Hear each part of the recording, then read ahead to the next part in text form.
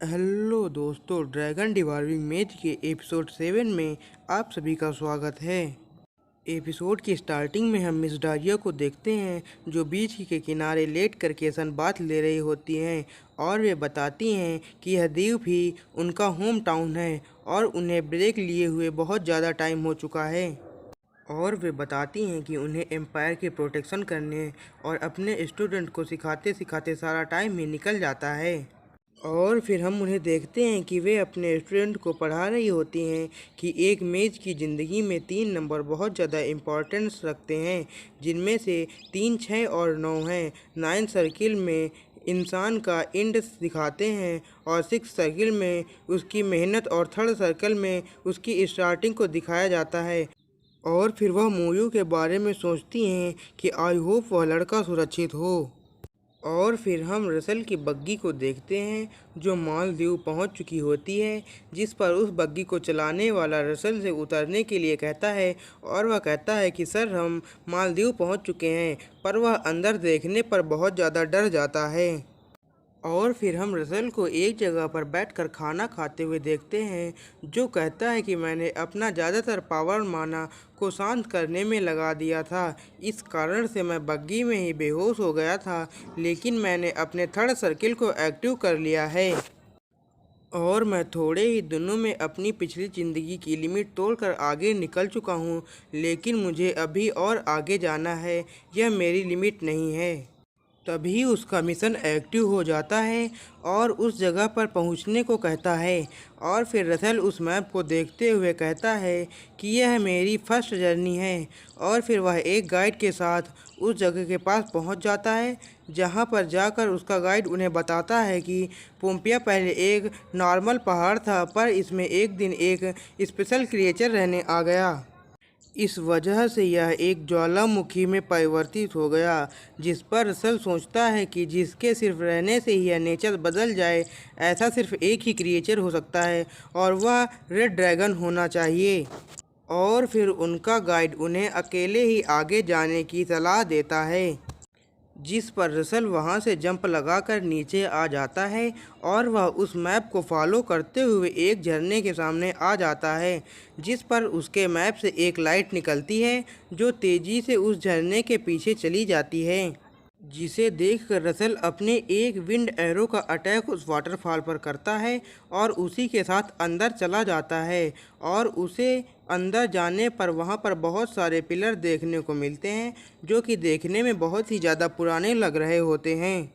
और फिर उसे वहाँ पर एक बड़ा सा गेट देखने को मिलता है, जिस पर रसल उसके पास जाने लगता है, मगर तभी उसके पीछे से कोई अटैक कर देता है, जिस पर रसल सोचता है कि मैं ऐसे अपना गार्ड डाउन कैसे कर सकता हूँ। चारों तरफ इतनी ज़्यादा शांति होने का मतलब है यहाँ पर ज़रूर ही कोई बहुत ही ज़्यादा पावरफुल क्रिएचर है। और फिर वह जब पीछे मुड़कर देखता है तो उसे पीछे एक कमोडो लिजार्ड देखने को मिलती है जो कि मोयू पर अटैक कर देती है, पर वह उसके अटैक से जंप करके बच जाता है और वहां से भागने लगता है और भागते हुए सोचता है कि इस लिजार्ड से लड़ने के लिए मर्सिनरी की 2 टीमों की ज़रूरत पड़ेगी और इस वक्त मैं सिर्फ भागने के बारे में ही सोच सकता हूँ।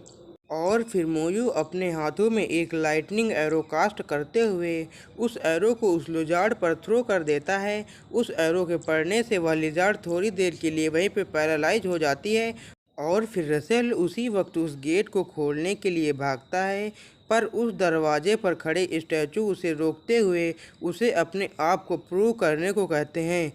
और तभी वह लिजार्ड भी रसेल के अटैक से बचकर वहां पर उस पर अटैक करने के लिए आ चुका होता है। अपने आप को दोनों तरफ से घिरा पाकर रसेल लड़ने के लिए तैयार हो जाता है और अपने सेकंड सर्किल के मैजिक फायर बॉल से अटैक करने के लिए तैयार हो जाता है, मगर तभी उसके माना की वजह से उसके पीछे लगे गेट के पत्थर में शाइनिंग आने लगती है, जिस वजह से वह लिजार्ड वहीं पर रुक जाता है और फिर वह रसल के सामने झुककर उसे रिस्पेक्ट देने लगता है। और फिर उसे एक आवाज़ आती है कि आपने अपने आप को प्रूव किया है। और फिर एक रेड लाइट उसे चारों तरफ से घेर लेती है और आंखें खुलने पर रसल अपने आप को कहीं और पाता है, जिसके चारों तरफ बहुत सारे आइस गोलम खड़े होते हैं। और उसे चारों तरफ देखने पर एक हॉर्न दिखाई पड़ता है जो देखने में बहुत बड़ा होता है। तभी रसल को एक मिशन मिलता है कि उसे उन आइस गोलम को हराना है, और हराने पर the trial of fire clear हो जाएगा और रिवार्ड के रूप में उसे इंटरमीडिएट ग्रेड के 5 माना स्टोन मिलेंगे। और फिर वे सभी आइस गोलम लड़ने के लिए तैयार हो जाते हैं, जिस पर रसल अपने फायर बोल्ट से उन गोलम पर अटैक करता है। लेकिन उसके उस अटैक से सिर्फ उस गोलम की बॉडी पर एक छोटा सा क्रैक पड़ता है, जिस पर रसल काफ़ी डर जाता है। लेकिन तभी एक आइस गोलम रसल पर अटैक कर देता है, जिस पर रसल अपने हाथों में एक लाइटनिंग चार्ज करते हुए उस गोलम पर अटैक करके उसे मार देता है और खुद भी घसीटते हुए काफ़ी पीछे चला जाता है। लेकिन तभी दूसरा गोलम उस पर अटैक करता है, जिसकी वजह से रसल एक दीवार से जाकर टकरा जाता है और रसल बहुत ज़्यादा इंजर्ड हो जाता है, जिस वजह से वह अपनी सारी पावर एक्टिव करके उन गोलम से लड़ने के लिए तैयार हो जाता है। आइयो, इसी के साथ हमारा एपिसोड यहीं पे ख़त्म होता है जी। आइयो, तुम लोग कहाँ जाते हो? जाते जाते सब्सक्राइब तो करते जाओ, वरना तुम लोगों को गर्लफ्रेंड नहीं मिलेगा पक्का।